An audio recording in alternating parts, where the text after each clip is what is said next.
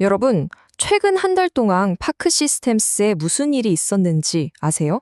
증권사 리포트가 무려 3개나 쏟아졌습니다. 그것도 목표 주가를 계속 올려가면서요. 오늘 이 리포트들을 하나하나 뜯어보면서 도대체 어떤 그림이 그려지고 있는지 그 속사정을 한번 제대로 파헤쳐보겠습니다. 자, 단순히 리포트 요약해 드리는 게 아니고요. 왜, 어째서 한 달이라는 짧은 기간에 목표 주가가 이렇게 뛰었을까?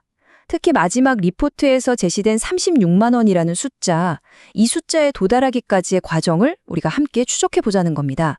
그 숨겨진 성장 스토리를 말이죠. 보세요. 9월 4일에 33만 원, 15일에 31만 원. 좀 내려갔나 싶더니 22일에 갑자기 36만 원으로 확 뛰어오릅니다. 그쵸? 다들 성장을 얘기하고 있는데 마지막에 나온 흥국증권 리포트가 방점을 찍은 거예요. 저희는 바로 이 36만 원이라는 숫자가 어떻게 나왔는지 그 결정적인 근거에 집중해 볼 겁니다. 그럼 이런 엄청난 기대를 이해하려면 일단 파크 시스템스라는 회사가 어떤 회사인지 그 기본 체력부터 알아야겠죠? 도대체 뭘 하는 회사길래 이렇게 주목을 받는 걸까요? 이 회사가 가진 누구도 따라올 수 없는 강점이 대체 뭘까요? 이 회사의 핵심 기술은 바로 원자 현미경, AFM입니다. 나노미터, 그러니까 원자 단위로 표면을 들여다보는 엄청난 장비죠. 근데 진짜 중요한 건 이겁니다. 비접촉 방식. 이게 무슨 말이냐면 아주 민감하고 비싼 반도체 웨이퍼 같은 샘플에 흠집 하나 내지 않고 검사할 수 있다는 뜻이에요. 그리고 이 기술을 산업용으로 제대로 구현한 곳은 전 세계에서 파크 시스템스가 유일합니다. 이게 바로 이 회사의 기술적 해자, 그러니까 아무도 넘볼 수 없는 성벽 같은 거죠.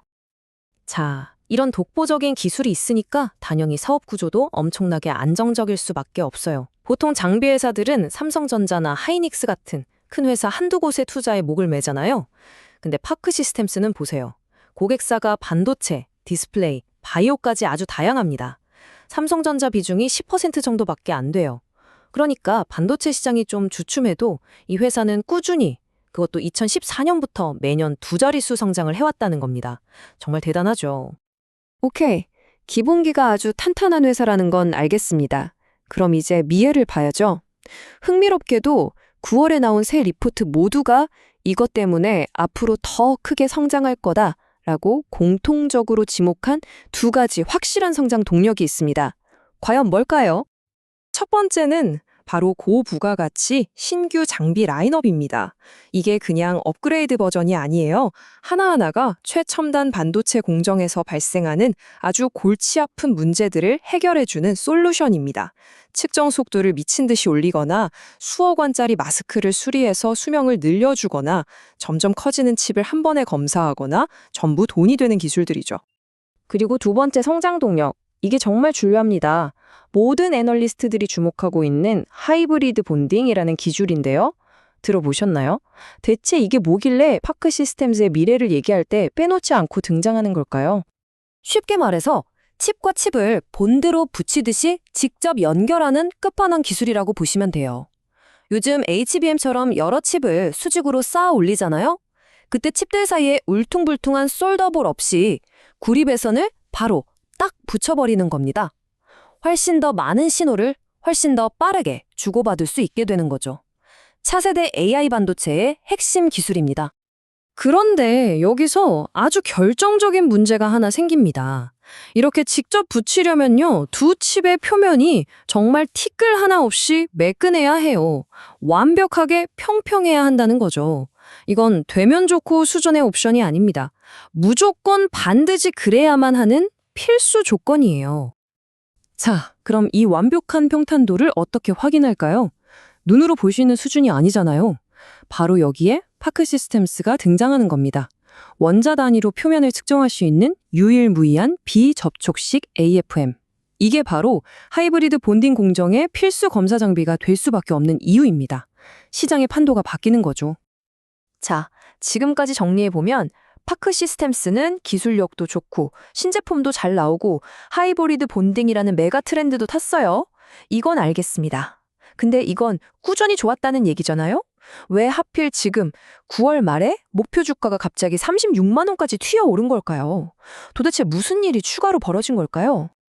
그 결정적인 단서가 바로 흥국증권 리포트의 이 문장에 담겨 있습니다. 주요 파운드리 업체들 간의 경쟁 재점화.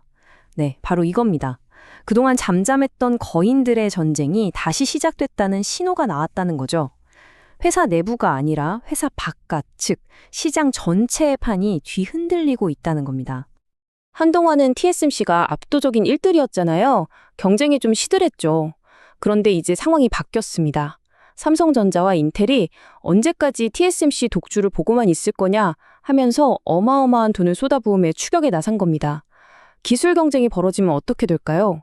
당연히 세상에서 가장 좋고 가장 비싼 최첨단 장비들을 사들이기 시작하겠죠. 여기에 기름을 붓는 또 하나의 플레이어가 등장합니다. 바로 중국이죠. 미국 제재에 맞서서 어떻게든 AI 반도체를 자급자족하겠다며 SMIC, 화웨이 같은 기업들이 정말 모든 걸 쏟아붓고 있습니다. 전선이 훨씬 더 넓어지고 복잡해진 겁니다. 자, 그래서 이 전쟁 재점화가 왜 파크 시스템스에겐 엄청난 호재일까요? 간단합니다. 경쟁이 치열해질수록 더 미세하고 복잡한 반도체를 만들어야 하죠. 그럼 뭐가 중요해질까요? 네, 바로 측정입니다. 제대로 만들고 있는지 확인하는 게 더 중요해지는 거예요. 게다가 싸우는 선수들이 많아졌으니 파크 시스템스가 장비를 팔 수 있는 시장 자체가 커지는 효과까지 있는 거죠. 이게 바로 목표 주가를 끌어올린 결정적인 기폭제였던 겁니다. 자, 그럼 이제 모든 조각들이 맞춰졌습니다.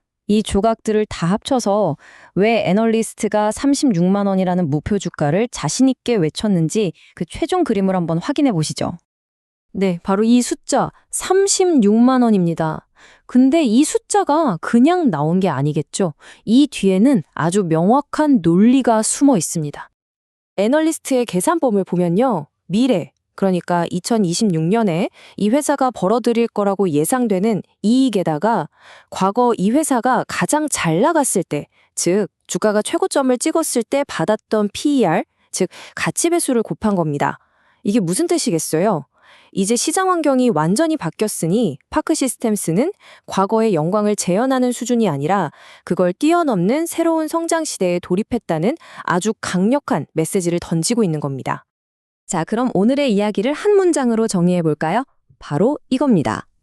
원래부터 독보적인 기술을 가진 아주 훌륭한 회사가 있었는데 마침 전 세계적인 반도체 패권 전쟁이라는 거대한 파도가 밀려오면서 그 파도에 올라탈 완박한 서핑보드를 갖게 된 격이라는 거죠. 내부 성장 동력과 외부 시장 환경이라는 두 개의 엔진이 동시에 터지기 시작했다는 겁니다. 이 모든 흐름을 보고 있으니 문득 이런 생각이 듭니다. 반도체가 점점 더 복잡해지고 인간의 눈으로는 도저히 볼 수 없는 영역으로 들어가고 있잖아요. 어쩌면 미래에는 무언가를 만드는 기술 그 자체보다 그것이 제대로 만들어졌는지 정확하게 측정하고 보는 기술이 더 중요해지는 시대가 오는 건 아닐까요? 여러분은 어떻게 생각하시나요?